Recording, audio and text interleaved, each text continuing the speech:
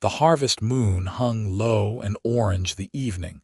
Zachariah Olsen stood at the split-rail fence and watched the hired cart creak up the dusty track toward his land, carrying a stranger who would either breathe life back into these silent rooms or simply be one more paid hand passing through on her way to somewhere better. He had not expected a woman. The letter responding to his notice in the territorial registry had been unsigned except for initials, careful block script that revealed nothing of gender or kind.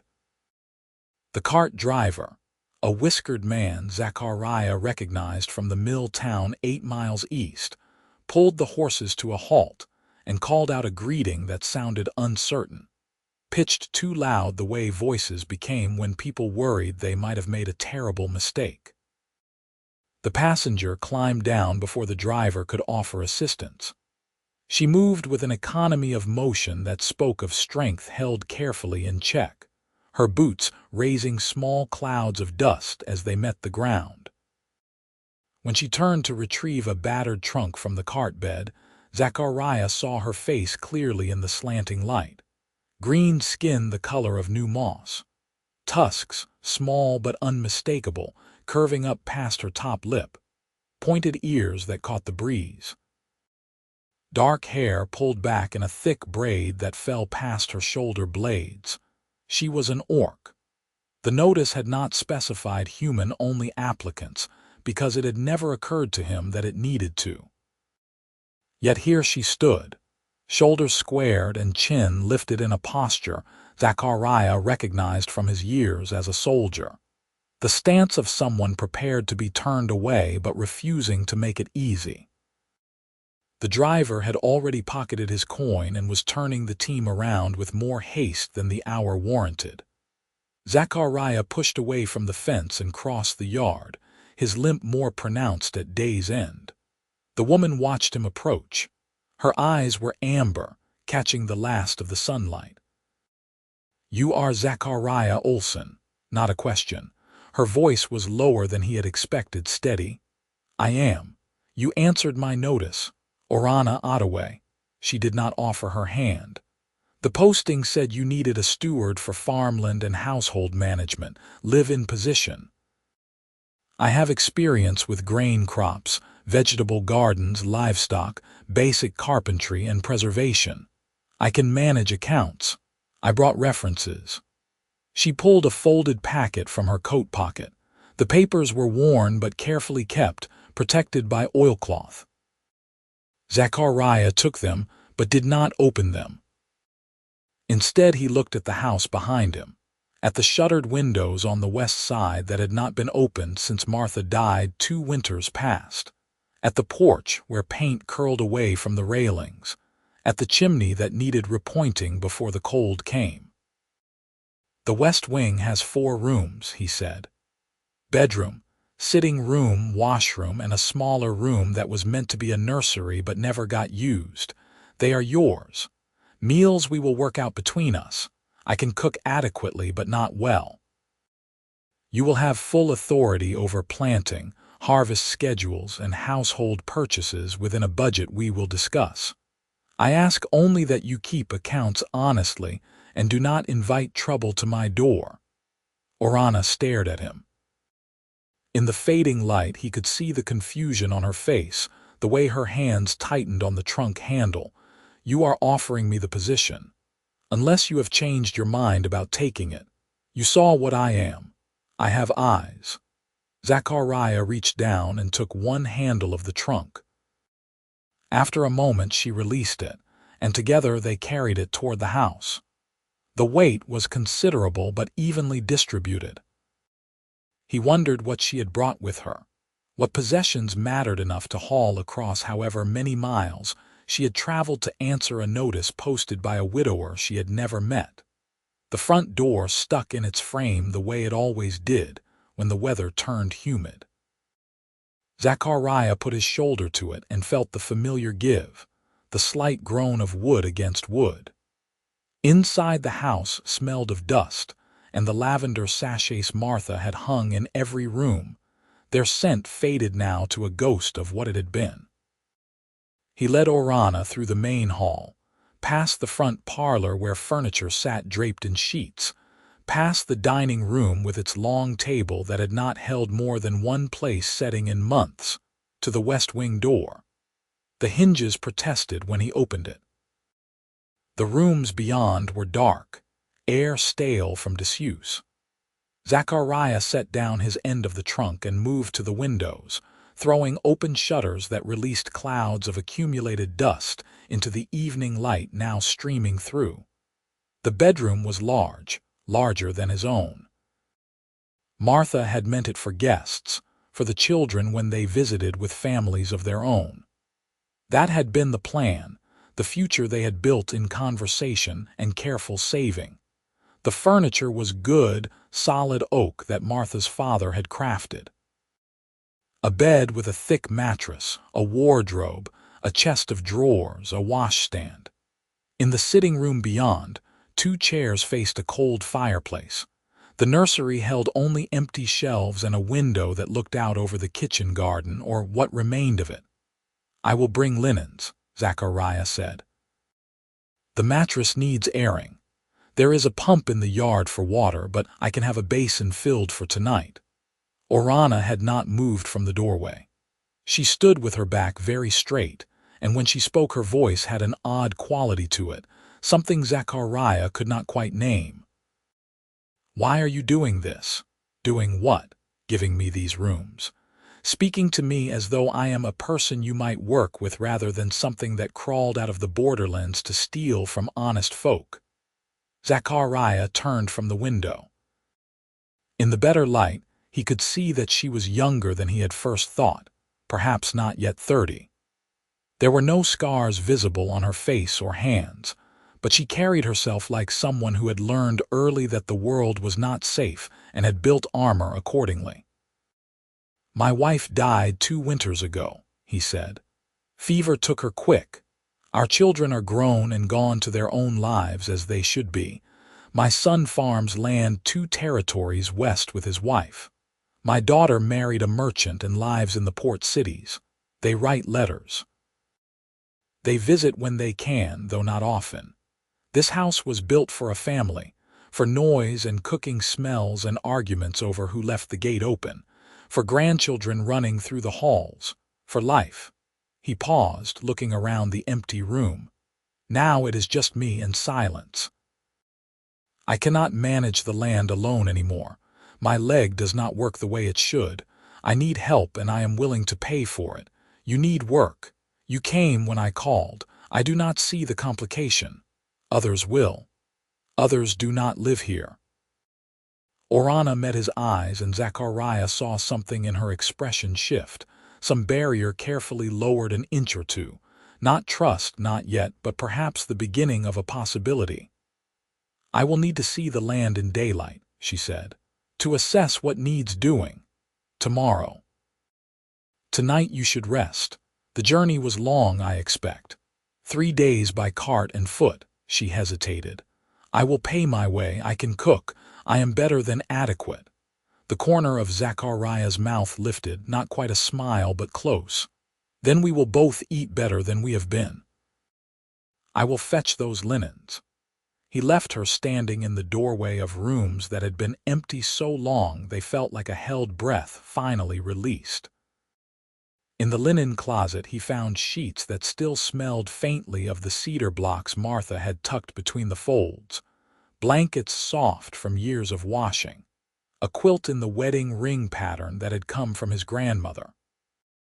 He carried them back to the west wing and found Orana opening the wardrobe, checking for soundness, running her hands over the wood to test for weakness or rot.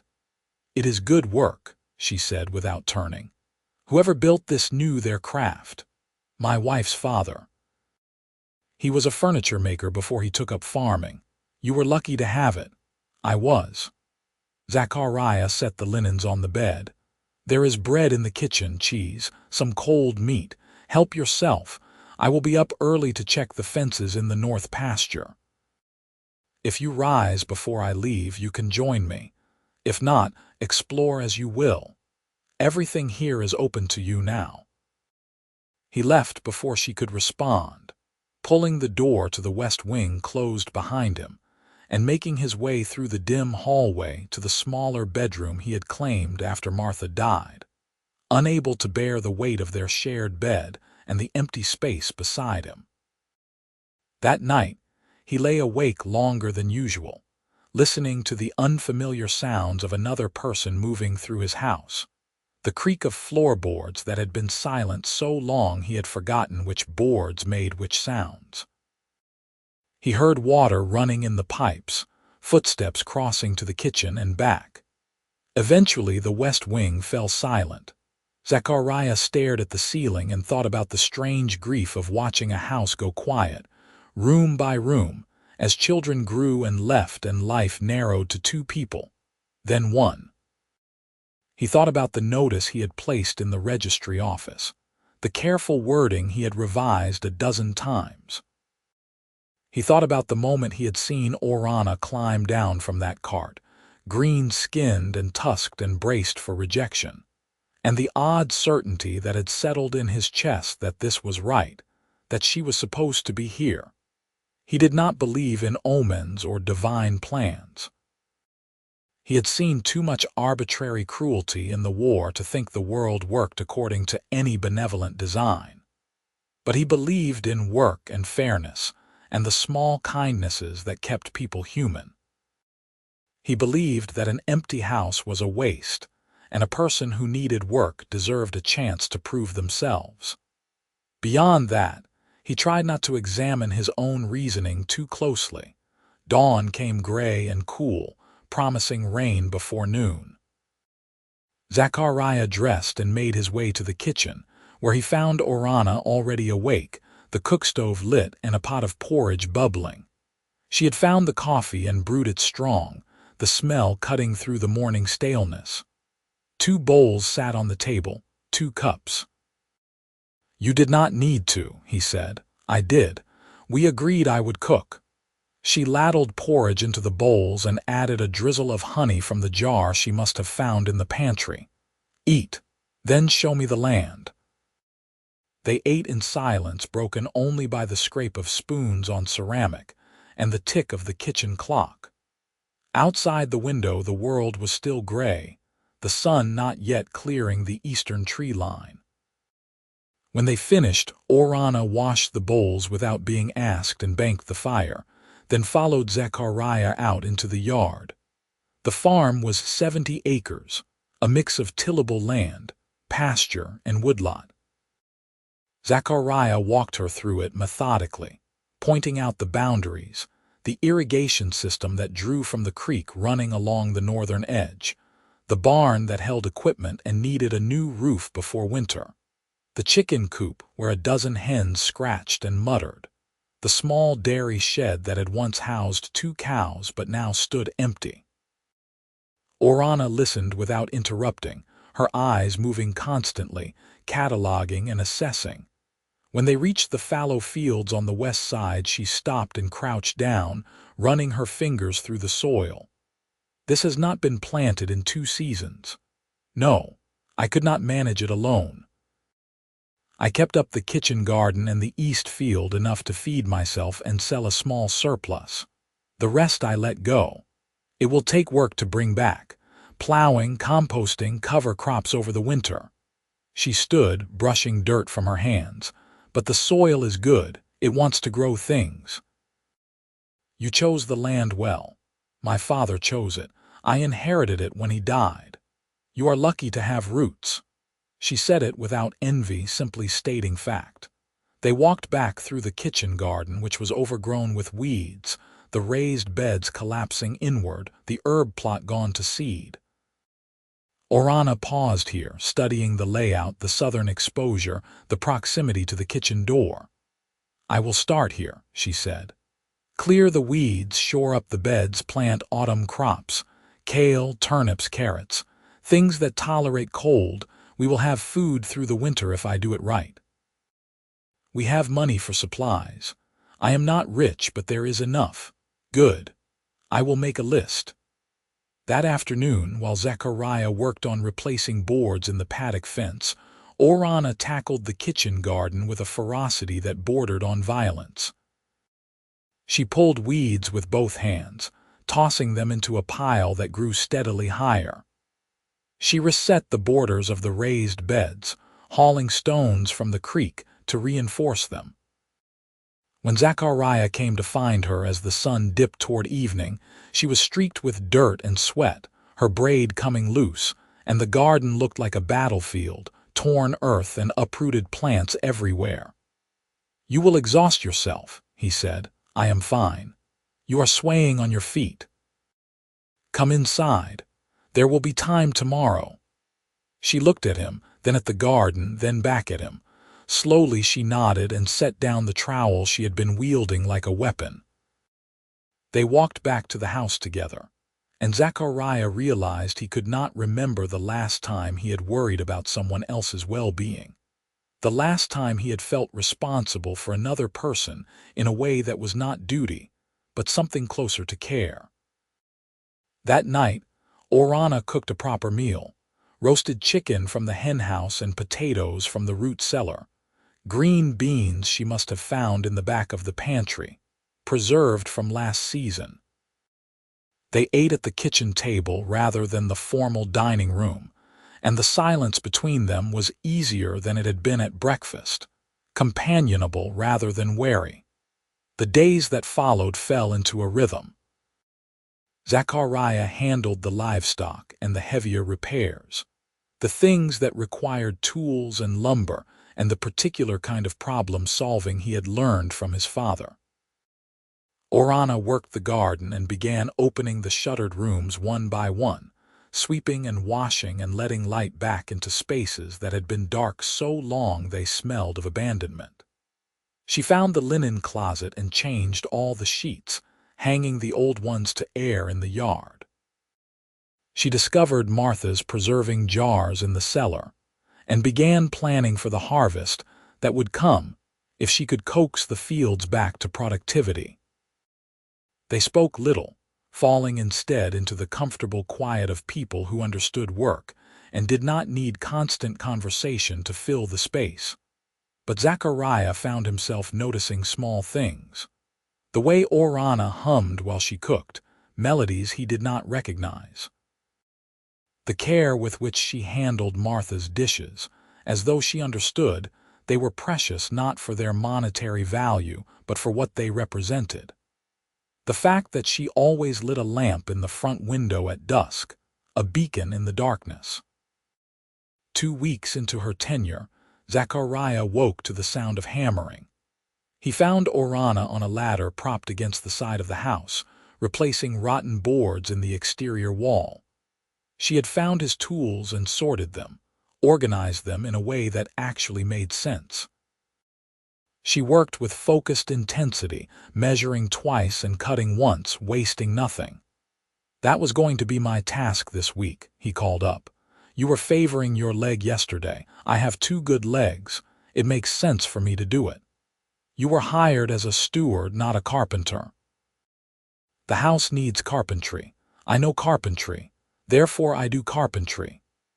She hammered in another nail with 3 efficient strikes. "Do not waste time arguing with me, Zachariah Olsen. I am very stubborn and you will lose." It was the first time she had used his given name. He stood in the yard watching her work and felt something in his chest loosen. A knot he had not known was there beginning to unwind. The seasons turned. Autumn came in with cool nights and shorter days, and Orana harvested the kitchen garden, filling basket after basket with vegetables that she carried into the house and processed with ruthless efficiency. She pickled cucumbers and made sauerkraut from the cabbage, blanched and froze beans, roasted tomatoes down to thick paste. The root cellar began to fill with jars labeled in her precise handwriting, rows and rows of food that would carry them through the winter and into spring. She replanted the flower beds near the front porch, bulbs that would come up in spring, she said, tulips and daffodils and crocuses. Zachariah helped her dig the holes, kneeling in the dirt beside her while the October wind scattered leaves around them.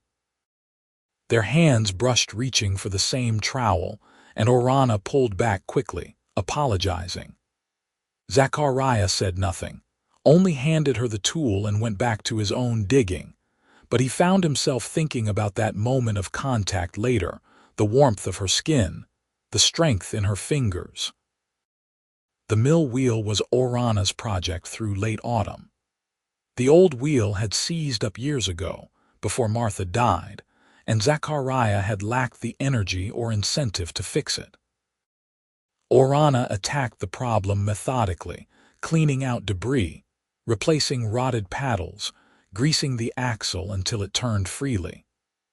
When she finally opened the sluice gate and water rushed through to spin the wheel, Zachariah heard her whoop of triumph from across the yard. He came running as fast as his bad leg would allow and found her standing in the mill house with her hands on her hips and the biggest smile he had ever seen on her face. "It works," she said, laughing. "It actually works. You did that alone." "I did. And now we can mill our own grain instead of paying the price in town." She turned to him, still grinning. "You have a functioning farm again, Zachariah. A real one. We have a functioning farm," he corrected. "I could not have done this without you." The smile faded from her face, replaced by something more complicated, an expression he could not read. She looked down at her hands, streaked with grease and dust. "I should wash up. Dinner will be late tonight. We have time." But she was already moving past him, out of the mill house and across the yard, and Zachariah stood in the sound of the turning wheel wondering what he had said wrong, what boundary he had crossed without meaning to. Dinner that night was quiet. Orana served the meal and ate quickly, then excused herself to the west wing. Zachariah sat at the table after she left, picking at the food, trying to understand. He had thought they were building something, a partnership, perhaps even a friendship. But Orana had retreated behind the careful walls she had erected that first day, and he did not know how to call her back. The next morning she was brisk and professional, discussing crop rotation and equipment maintenance with the same flat tone she might use with any employer. Zachariah followed her lead, keeping his own responses businesslike, but the ease that had grown between them was gone. 3 days passed in this stilted dance. On the 4th day, Zachariah found Orana in the barn, repairing a bridle with an expression of such profound misery that he could not ignore it any longer. "Have I offended you?" he asked. She did not look up from her work. "No." "Then why this distance?" "There is no distance. We work together." "That is the arrangement. Orana." He waited until she met his eyes. "We have lived and worked in the same space for nearly 2 months. We eat together. We plan together. We have rebuilt this farm together. That is more than an arrangement. It is a partnership. If I have done something to make you uncomfortable, I need to know." "You have done nothing." Her voice was fierce, almost angry. "That is the problem." Zachariah stared at her. "I do not understand. Of course you do not." She set down the bridle and stood, and he saw that her hands were shaking. "You are kind. You are patient. You treat me as though I am a person of worth. You gave me rooms, not a stall in the barn. You share your table with me. You use my name. You never flinch when you look at me. Do you know how rare that is? Do you know what it does to someone like me to be seen that way? Someone like you. An orc. A thing most humans would sooner kill than employ. I see a woman who works harder than anyone I have ever known, who fixed my mill and saved my garden and brought my house back to life. I see someone I am grateful to know." The words came out raw, more honest than he had intended. Orana turned away from him, her shoulders rigid. "That is what I mean," she said, so quietly he almost missed it. "You are too kind, and I am foolish enough to let it matter." Understanding crashed over Zachariah like cold water, sudden and shocking. He took a step forward, then stopped, afraid to push too hard, too fast. "Orana, do not, please." She still would not face him. I will stay professional. I will keep to my side of the house. I will not burden you with this, but I need you to stop being so God's damned kind to me, or I will not be able to keep my distance." What if I do not want distance? The question hung in the air between them. Orana turned slowly, and the expression on her face was somewhere between hope and terror. "What are you saying?" Zachariah crossed the space between them. He moved carefully, giving her every chance to step back, to tell him he had misunderstood. Instead, she held very still, watching him with those amber eyes, barely breathing. "I am saying that this house has felt more like a home in the past 2 months than it has in the 2 years before that. I am saying that I look forward to breakfast because you will be there.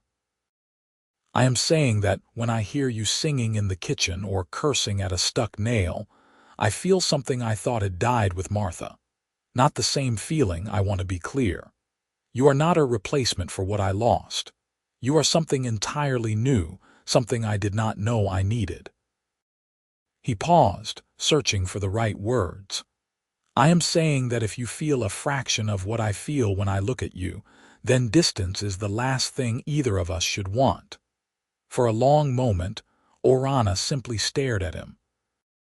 Then, moving with the same careful deliberation he had used, she reached out and placed her hand against his chest over his heart. He could feel the strength in her fingers, the slight tremor that betrayed her nerves. "I am afraid," she said. "Of what?" "Of wanting this too much. Of you changing your mind when you realize what people will say. Of waking up and finding out this was all temporary kindness, not something real." Zachariah covered her hand with his own. "I cannot promise you that the world will not be cruel. I cannot promise that there will not be difficulties. But I can promise you that what I feel is real, and I do not change my mind about things that matter. You matter, Orana. You brought these empty rooms back to life. You made me remember what it feels like to live instead of just exist. That is not temporary. That is transformation." She made a sound that was half laugh, half sob. And then she was leaning into him, and he was wrapping his arms around her, feeling the solid warmth of her, the way she fit against him despite the differences in their builds. They stood that way for a long time, holding each other in the barn with dust motes floating in the light from the door, and Zachariah felt the last of the cold grief that had lived in his chest melt away. They pulled apart slowly, reluctantly. Orana's eyes were bright with unshed tears, but she was smiling, really smiling in a way he had never seen before. "What do we do now?" she asked. "We keep working.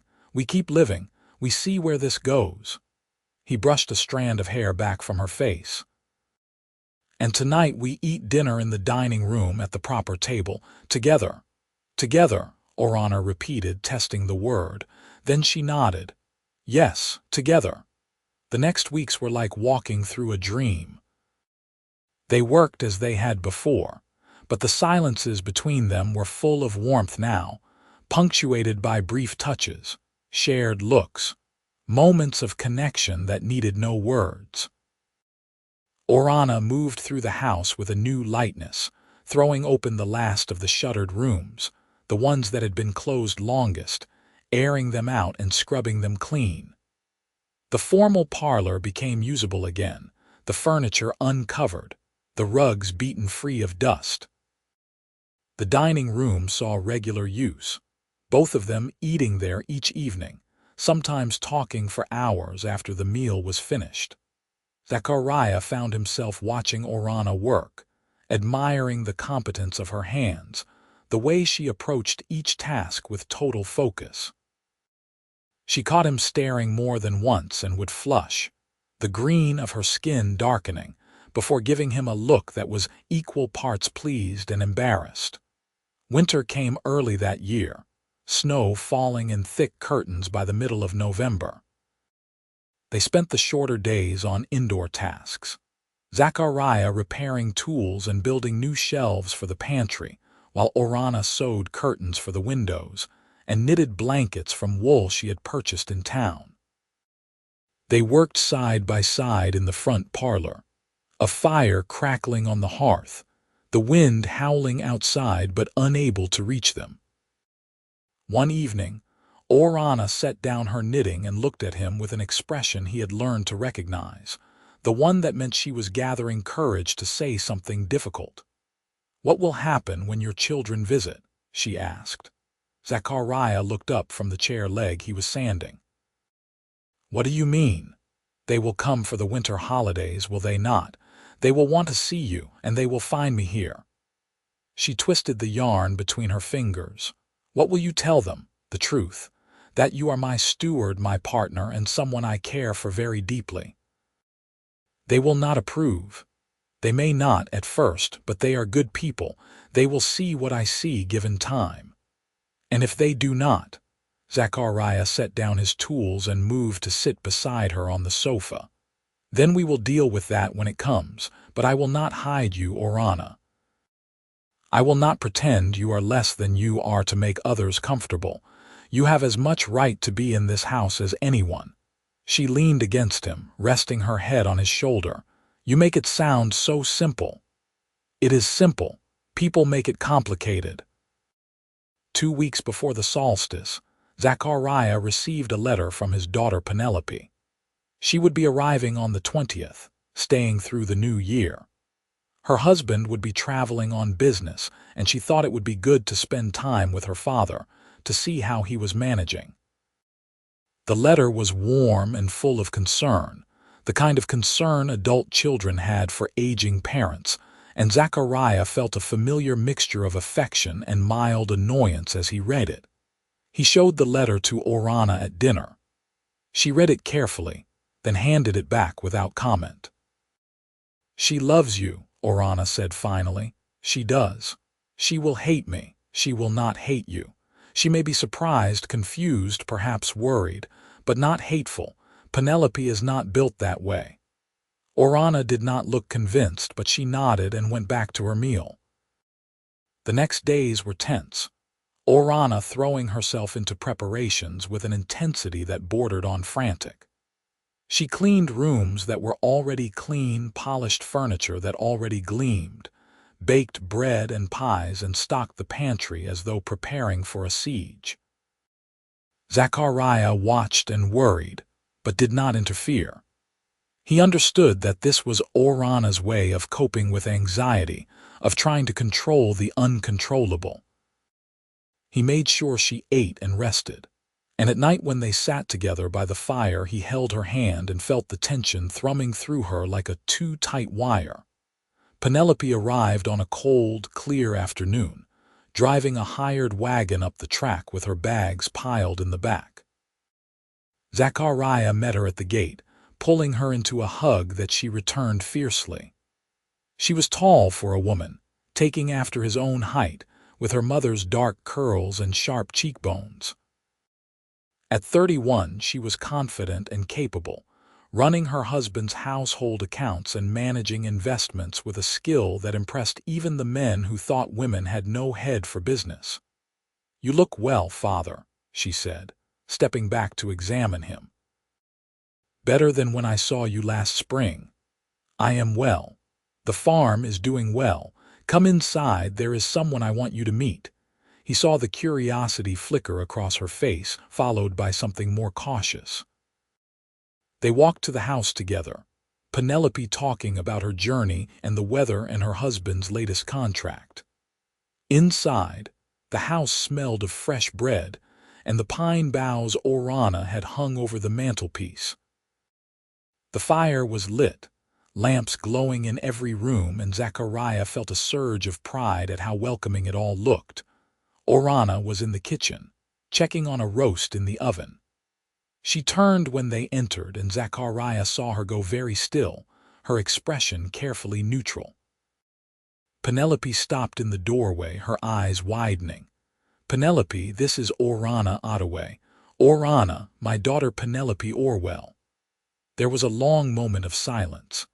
Zachariah watched his daughter's face, saw shock give way to confusion, then to something harder. She looked from Orana to her father and back again.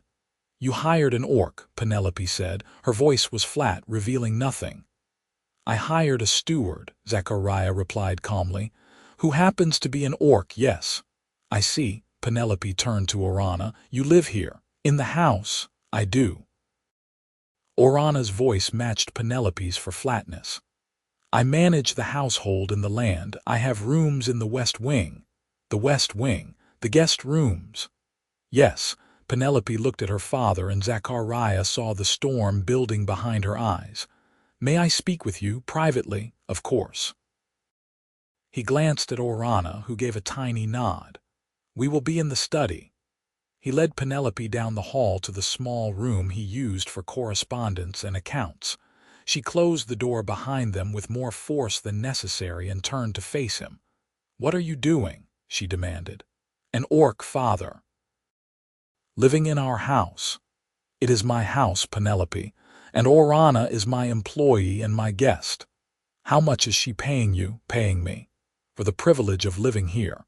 "What is she getting out of this arrangement?" Understanding hit Zachariah like a fist. "You think she is taking advantage of me?" "What else am I supposed to think? You are alone, grieving, and suddenly there is an orc woman living in Mother's guest rooms, eating at Mother's table. How did this happen? How did you even meet her?" "I placed a notice in the territorial registry for a steward," she responded. "She has been here since September, and in that time she has worked harder than anyone I have ever known. She fixed the mill. She replanted the gardens. She helped me bring fields back into production that had been fallow for years. This farm is thriving because of her, and this house is alive again instead of a tomb where I wait to die." Penelope flinched at the harshness of his words. "I did not mean, you did not mean to insult her, but you did. You walked into this house and immediately assumed the worst of her because of what she is. That is prejudice, Penelope, and I raised you better than that. I am trying to protect you. I do not need protection. I need understanding." He softened his tone slightly.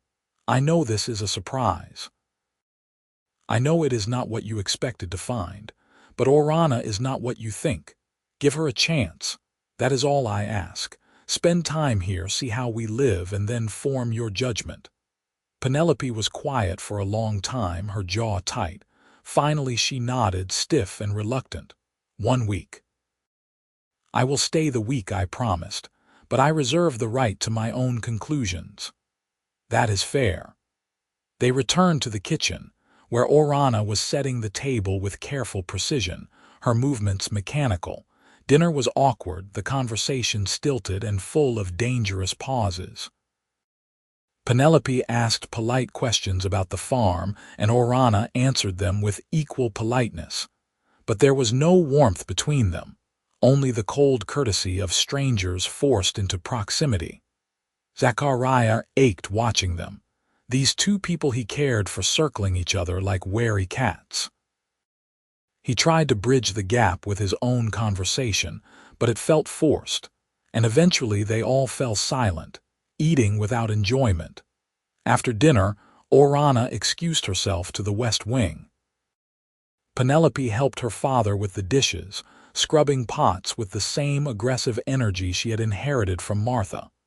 "She is very efficient," Penelope said finally. "She is. And you trust her, with everything." Penelope set down the pot she was washing and turned to face him. "Are you involved with her, father, romantically?" Zachariah met her eyes steadily. "Yes." He watched the impact of that single word hit his daughter like a stone. She gripped the edge of the sink, her knuckles going white. "Mother has been dead for 2 years. I know exactly how long she has been dead. I buried her. I mourned her. I still mourn her. But Martha would not want me to spend the rest of my life alone, and you know that as well as I do. With an orc. With someone who makes me happy. Someone who brought light back into my life when I had forgotten what light felt like." Penelope shook her head, looking away. "I cannot talk about this right now. I need to think."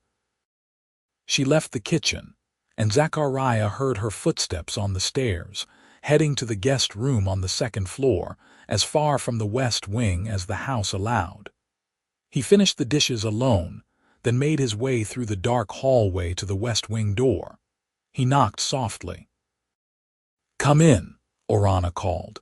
She was sitting by the fire in her small sitting room, still wearing the dress she had put on for dinner, but she had let down her hair and it fell in dark waves around her shoulders.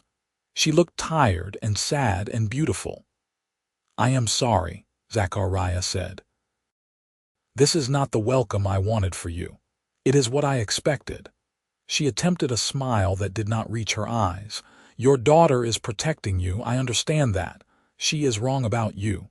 "Is she?" "I am an orc in her mother's house, sleeping under her family's roof, involved with her father. From her perspective, I am an interloper at best, a threat at worst." Zachariah crossed the room and knelt in front of her chair, taking her hands in his. "You are neither of those things. You are the person who saved me from drowning in grief. You are my partner, he hesitated, then pushed forward. "My love. If I have not said that clearly enough before, I am saying it now. I love you, Orana. What we have is real, and it matters more to me than outside opinions, even from family." Tears spilled down her cheeks, tracking lines through her green skin. "You should not say things like that, not with your daughter upstairs hating me. She does not hate you. She fears you, and she fears what people will say, and she fears that I am making a mistake. But she will learn. I have to believe that." Orana pulled her hands free and stood, moving to the window that looked out over the dark yard. "And if she does not, if she demands you choose between her and me, then I choose you." The words came without hesitation. "I will always choose you. My children are grown and have their own lives. You and I are building something new here, something that belongs to us. I will not give that up." She turned to face him, and in her eyes he saw a complicated mixture of love and fear and desperate hope. "Ask me again in the morning when you have slept on it and thought it through. I will tell you the same thing tomorrow and the day after and the day after that." He stood and went to her, pulling her into his arms. "I am not going anywhere, Orana. Neither are you. We will weather this together." She clung to him, her face buried in his shoulder, and Zachariah held her until the trembling in her body subsided. When he finally left her and made his way to his own room, he found Penelope standing in the hallway, her arms crossed, expression unreadable. "I heard that," she said quietly. "I assumed you might. You really love her." "I really do." Penelope studied him in the dim light. "I need time, Father. I need to see this with my own eyes, understand what is happening here. But I heard what you said in there about choosing her. That hurt. I know. I am sorry it had to be said. But I meant every word.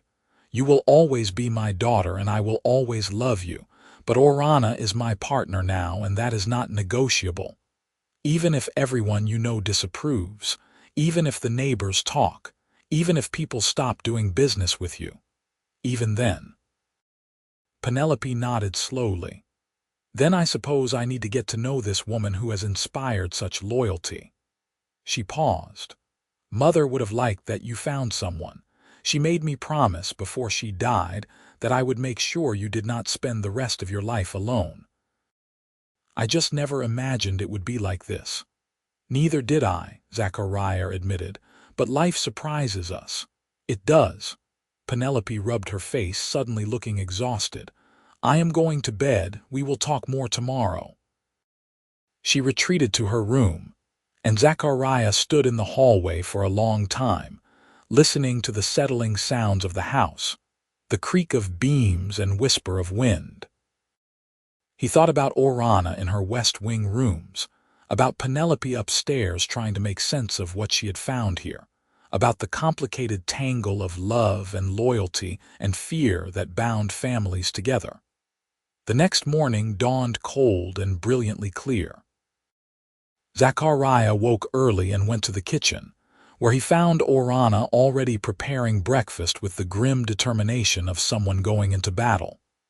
She was making pancakes, bacon, eggs, slicing fruit, and arranging it on platters with artistic precision.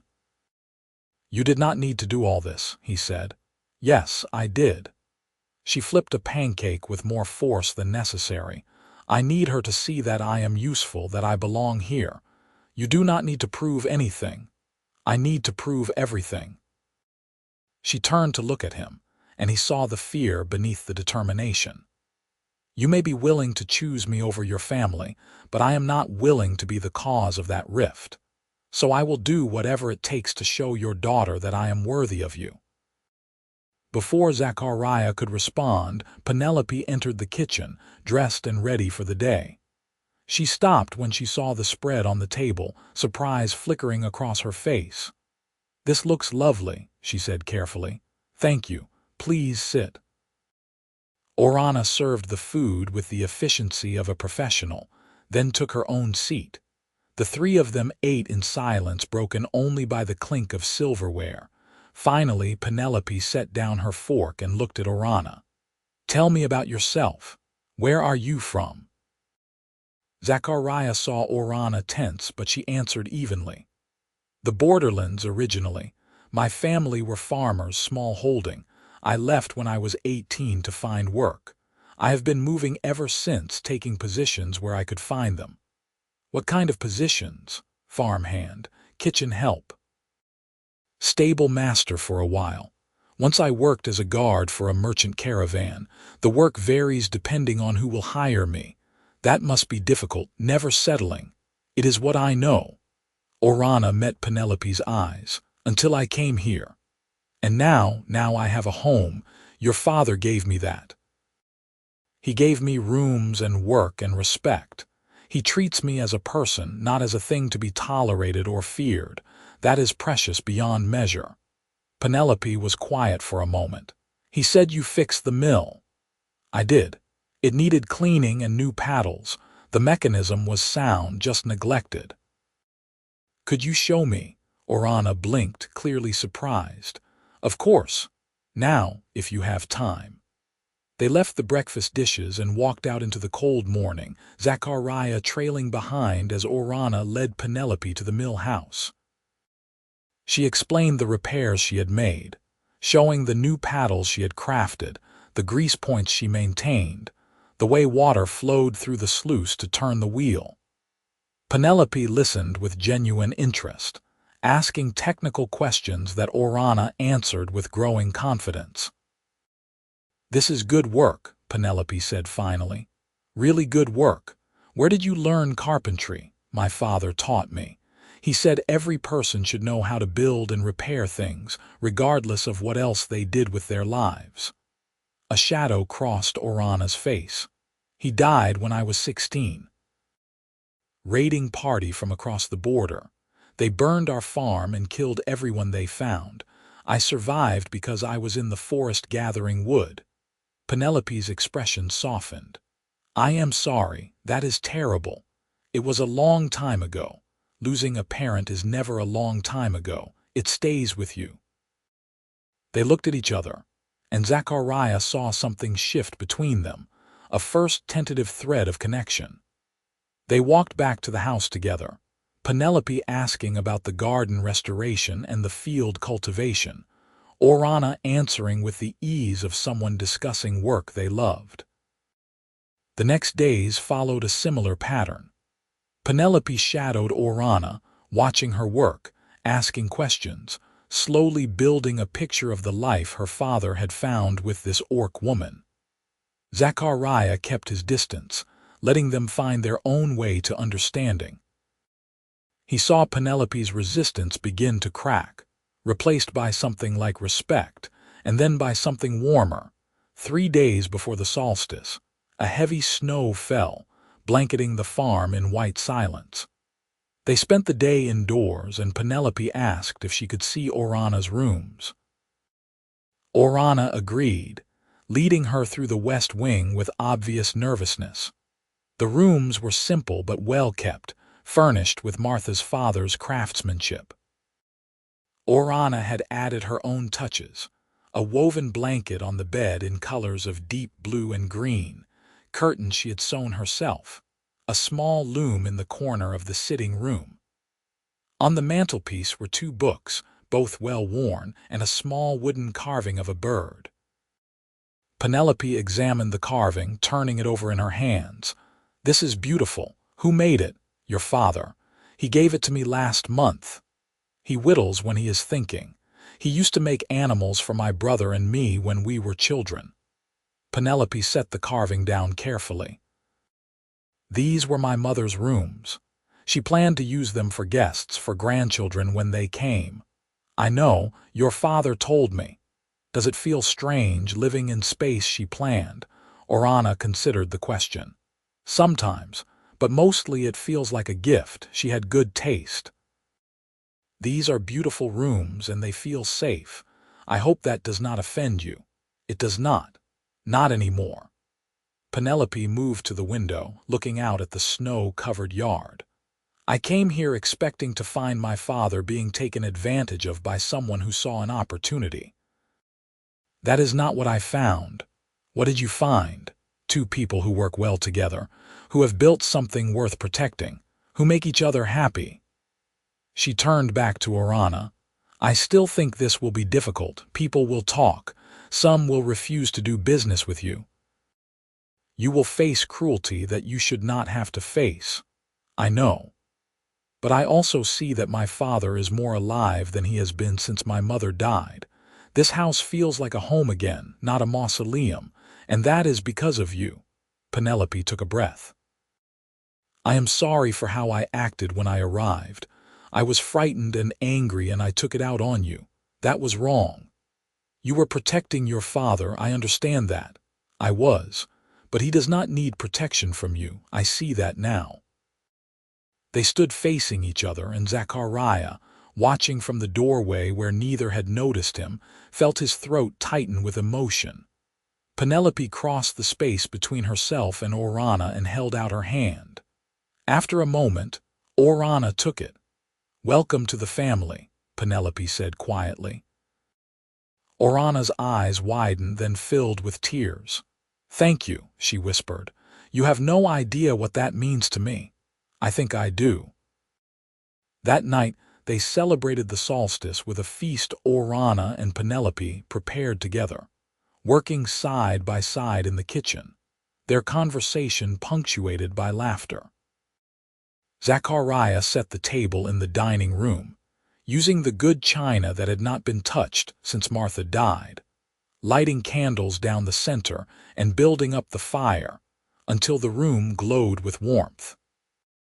They ate roasted duck and root vegetables glazed with honey, fresh bread and butter, a pie made from the last of the autumn apples.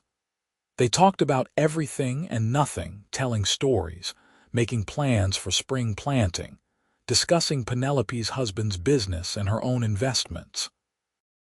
The conversation flowed easily now, without the tension that had marked the first days of Penelope's visit. After dinner, they moved to the parlor, where Zachariah had hung the evergreen boughs and Orana had strung them with dried orange slices and ribbon.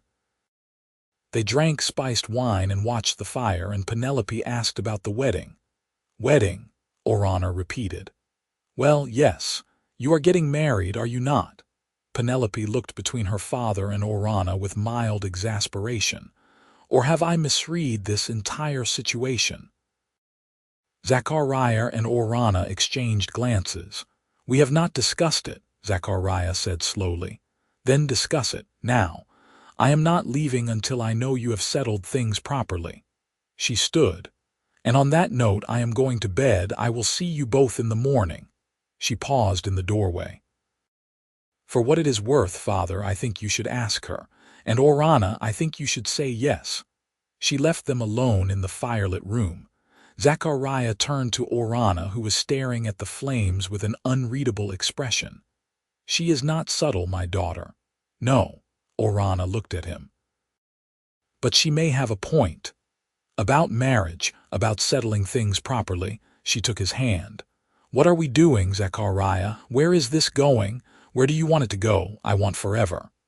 The words came out fierce, almost defiant. I want to wake up every morning in this house and know that I belong here, not as an employee but as a partner. I want to work beside you and eat with you and sleep beside you and build a life that is ours together. I want all of it, everything, and I am terrified to say it out loud because it feels like asking for too much. Zachariah pulled her close, cradling her face in his hands. It is not too much. It is exactly right. He kissed her forehead, her cheeks, finally her mouth, a soft press of lips that made her sigh against him. Marry me, Orana. Make this house ours, not just mine. Fill these rooms completely. Let me spend the rest of my life making you happy. Yes. She was crying now, tears streaming down her face, but she was smiling too, radiant and beautiful. Yes, of course, yes. They held each other in the firelight, and Zachariah thought about empty rooms and the people who filled them, about grief and how it could be transmuted into something new and precious, about love arriving when you least expected it and changing everything. He thought about the moment he had seen Orana climb down from that cart, braced for rejection, and the certainty he had felt that she belonged here. He had been right. She had brought the house back to life, and in doing so she had brought him back to life too. The wedding was a simple affair, held on a clear day in early spring when the first flowers were pushing up through the melting snow. They married in the front parlor with Penelope as witness and the local magistrate officiating, a man who raised his eyebrows at the orc bride but kept his opinions to himself, and performed the ceremony with proper solemnity. Orana wore a dress Penelope had brought from the port city, pale green that complemented her skin, with embroidery at the cuffs and hem. She had braided her hair with ribbons, and she stood before Zachariah with her hand in his, and repeated vows that promised partnership, loyalty, and love. When the magistrate pronounced them married, Zachariah kissed his wife and felt the last piece of his broken heart slot back into place, not the same as it had been before, but perhaps stronger for having been mended. They celebrated with a simple meal, the three of them at the dining table, and then Penelope packed her bags and prepared to leave, hugging her father and her new stepmother with equal warmth. "Take care of each other," she said, "and write to me often. I want to know how things are progressing." "We will," Zachariah promised. They stood in the yard and watched her wagon disappear down the track, then turned back to the house together, hand in hand. Spring brought the work of planting, long days in the fields getting seeds into the ground, tending the kitchen garden as it burst into enthusiastic growth, repairing winter damage to fences and buildings. Zachariah and Orana worked in easy partnership, their rhythms synchronized after months of living and working together. At night, they retired to the rooms that had been Zachariah's alone, Orana moving her belongings from the west wing to the master bedroom, filling the space with her presence. The west wing did not stay empty. In summer, Penelope returned with her husband Thomas for a week-long visit, and they stayed in those rooms, filling them with laughter and conversation. Thomas was a broad, jovial man who treated Orana with immediate friendliness, asking her advice about crop yields and listening intently to her explanations of irrigation systems. Zachariah's son Marcus arrived in autumn with his wife and two small children, a boy and a girl who stared at Orana with wide eyes before deciding she was wonderful because she let them help in the garden and taught them the names of birds. Marcus was more reserved than Penelope, but he saw how his father smiled now, heard the contentment in his voice, and gave Orana his cautious approval. The farm prospered. Fields that had been fallow came back into production, yielding grain and vegetables that they sold at market, building their reputation as reliable suppliers. Orana's mill became known for producing finer flour than the larger operations in town, and they could not keep up with demand. They hired help during harvest, a young man from the nearby village who worked hard and did not flinch from Orana's directions, and then another the next season, slowly building a small operation. The house was never empty now. There were always people coming and going, visiting or working or staying for a meal. The rooms that had echoed with silence filled with voices, with the clatter of dishes and the creak of footsteps, with life in all its messy, beautiful complexity. 2 years after the wedding, Orana found Zachariah on the front porch at sunset, sitting in the rocking chair he had built, looking out over the land that rolled away toward the creek. She settled into the chair beside him, reaching for his hand. "What are you thinking about?" she asked. "How different things are from when I stood at that gate and watched you arrive. How empty everything was then, how full it is now." Orana smiled. "You gave me a home. I only returned the favor. You gave me so much more than that." He lifted her hand to his lips, kissing her knuckles. "You gave me a reason to care again, to try again, to believe that the best parts of life were not all behind me. The best parts are still ahead of us," Orana said. "We have time, Zachariah, years and years of time." They sat together as the sun sank below the horizon, painting the sky in shades of orange and purple and gold. Inside the house, lamps glowed in every window, warm and welcoming. Smoke curled from the chimney. In the kitchen, something was cooking for dinner, filling the air with savory smells. Zachariah thought about the empty rooms, and how they had felt like wounds in the fabric of the house, constant reminders of loss. He thought about the moment Orana had walked through the door, carrying her battered trunk and her guarded hope, and how she had set about the work of healing those wounds with her strong hands and fierce determination. The rooms were not empty anymore. The house was full, brimming with love and work and the small daily miracles of a life shared. And Zachariah, sitting on his porch with his wife beside him, and the evening settling gently over land they had brought back to abundance together, felt completely and utterly at peace. They had built something real here, something that would last. A home not just of walls and rooms, but of two hearts beating in rhythm, of labor shared and burdens halved, of love that had arrived unexpected and stayed to put down roots. The harvest moon rose over the fields, full and bright, casting silver light across the world. From inside the house came the sound of the clock chiming the hour, marking time passing, time well spent, time stretching ahead of them full of promise. Zachariah squeezed Orana's hand and she squeezed back, and they sat together in comfortable silence, watching the night arrive, knowing that whatever tomorrow brought, they would face it together. The empty rooms were full again, filled not just with furniture and warmth, but with something far more precious. The life they had chosen, the love they had found, and the future they would build day by day until the end of their days.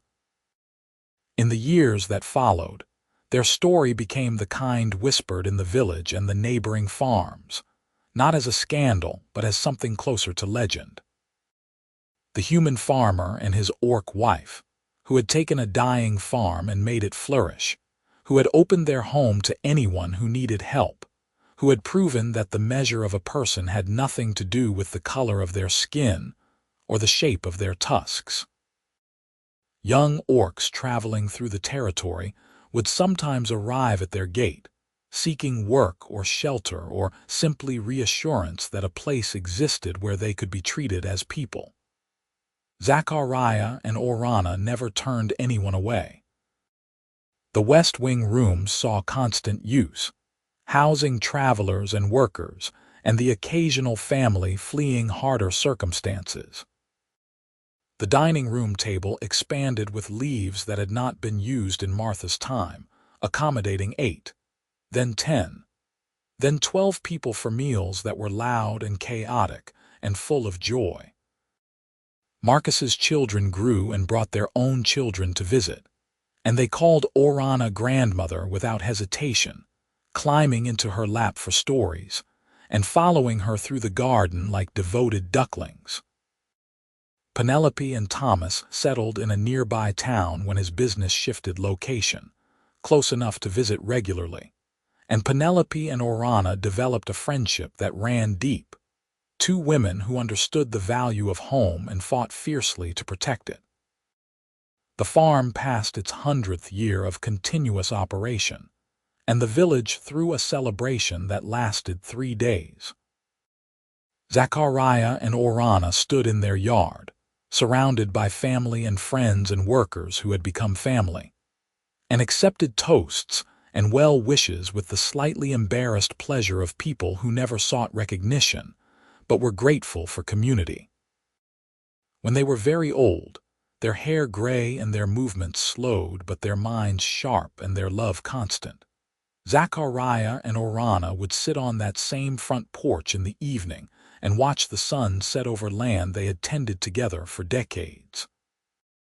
They would hold hands, and sometimes they would talk about the years behind them, the children raised and the crises weathered, and the 1,000 small miracles of an ordinary life well lived. Other times they would sit in silence, comfortable in each other's presence the way only people who had shared everything could be. And Zachariah would think about the empty rooms, and how they had filled, and how the best decision he had ever made was to offer shelter to a green-skinned woman with tusks and amber eyes who had arrived expecting rejection and had instead found home. Orana would sometimes ask him, on those quiet evenings, if he had ever imagined this future when he had stood at the gate that first day, watching her climb down from the cart with her battered trunk and her guarded heart. No, Zachariah would always answer honestly. I could not have imagined this. It is better than any future I could have dreamed. And it was. It was a life built from loneliness and grief, transformed through hard work and steady love into something solid and real and beautiful. It was a house that had been empty, brought back to life by two people who had found each other when they needed it most. The rooms were full. The fields were abundant. The house sang with voices and laughter, and the daily music of people living and loving and building something that would last long after they were gone. It was enough. It was everything. And when Zachariah finally closed his eyes for the last time, decades into that future, with Orana's hand in his and their family surrounding them, his last thought was of gratitude for the life they had made, for the empty rooms that had filled, for the gentle welcome that had turned into forever. Orana lived another 5 years after Zachariah's death, tending the farm and the family with the same fierce determination she had brought to every task in her life. When her own time came, she was buried beside him in the family plot on the hill overlooking the creek, and their shared headstone bore simple words. They filled the empty places with love. The farm stayed in the family, passed down through Marcus's line to grandchildren who remembered the stories and honored the legacy. The house remained full generation after generation, a place of welcome and warmth and the kind of love that transcended every difference. And if you walked through those halls on a quiet evening, when the light slanted gold through the western windows, and the house settled into its nighttime rhythms, you might almost hear echoes of the past, the murmur of voices long since stilled, the creak of footsteps on familiar boards. You might feel the presence of two people who had loved each other, and this place so well that their memory had soaked into the very walls. The empty rooms had filled. The story had ended as all good stories should, with love triumphant and a house that had learned what it meant to be a home, not through grand gestures but through the steady accumulation of ordinary days. shared labor, and the quiet miracle of two people choosing each other, again and again, until the very end.